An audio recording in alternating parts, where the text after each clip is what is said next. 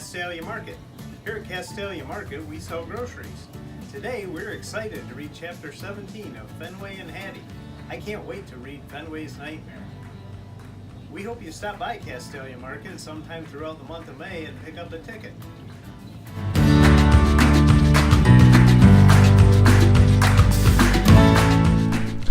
Hi everyone, my name is Deputy Webb at the Erie County Sheriff's Office, and I am the canine handler here along with Danny Orzak.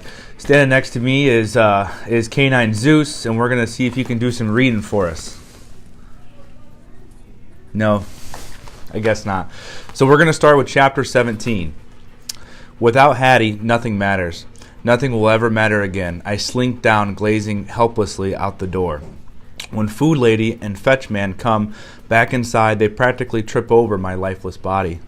My muscles wouldn't move if I bribed them, which apparently what my humans are trying to do. Fenway, Food Lady coos, sweet as cream.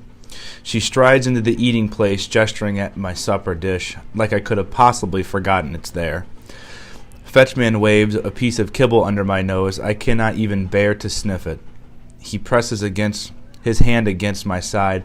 As I let a deep sigh out, he smells relieved. They head into the lounging place. I hear the familiar click and the sounds from the flashing screen.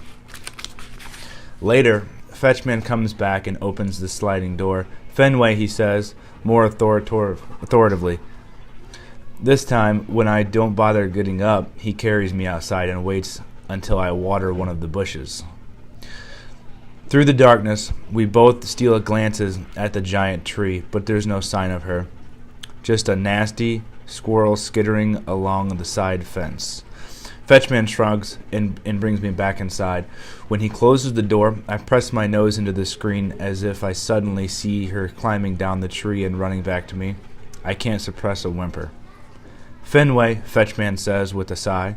He pulls me away from the door and deposits me in the hallway. Out comes the gate, the lights go dark, and I am alone. I'm lying in the hallway for a very long time. Eventually, my eyelids begin to get heavy. I close them for just a second, and then I'm out in the dog park with the biggest hot dog I've ever seen. It's the size of our car, and it's glistening with hot doggy goodness, just waiting for me to race over and take a bite. Wowee, how did I get so lucky?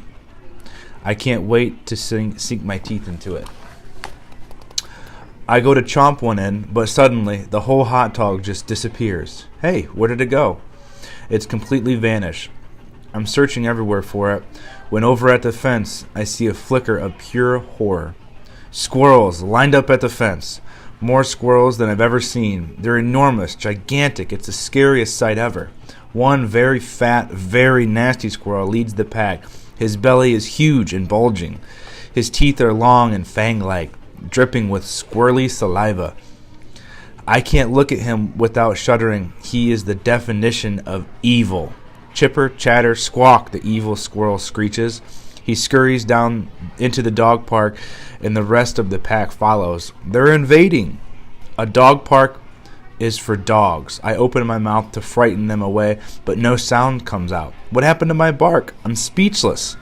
Pretty soon, the dog park is completely packed with gigantic squirrels, but they're not teasing or taunting or daring me to chase them. They don't even notice me. What's up with that?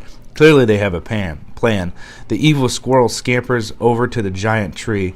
The other race after him. They shoot up the trunk and into the leafy leaves. They're headed for the squirrel house.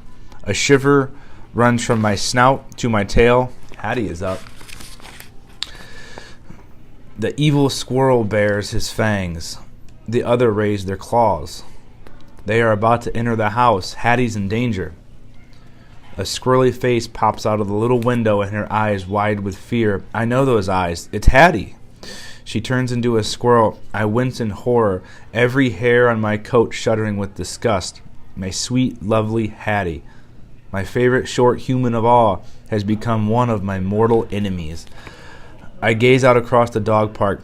Hattie's eyes are full of terror. She's trapped. She's afraid. She needs me. Squirrel or no squirrel, she's still Hattie, and I will never stop loving her. Especially now that she's in trouble, those gigantic squirrels have surrounded her. There's only one thing to do. I have to save her. There must be a way. If only I could bark. At least I can run. Or can I?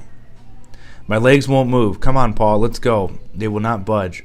They must be attached to the ground. It's worse than being trapped. I'm officially useless. I can't just stand there. Time is running out. The pack of gigantic squirrels is perched on the branch, which is bending and bending and bending.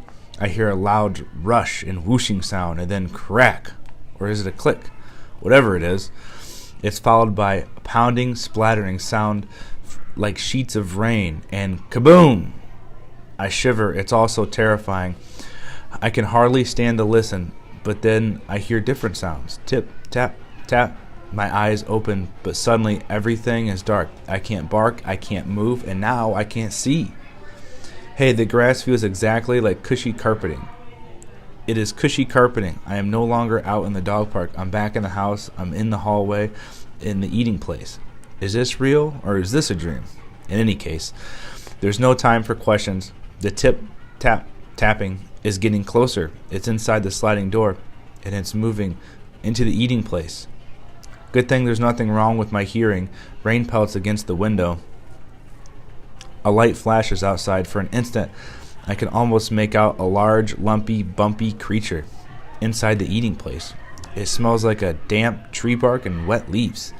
This can only mean one thing. It's that evil squirrel. He comes inside to stop me from saving Hattie, like he actually could. Short human or squirrel, she's still my beloved Hattie, and nothing can stop me from saving her. Boom, kaboom! I leap up. Hey, I can move.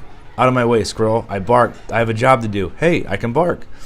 But the evil squirrel is not intimidated. His shadowy shape keeps slinking through the eating place, determined to stop me. Not if I stop him first. I'll charge right in and show him who's boss. But when my paws cross the threshold, I realize there's another very big problem.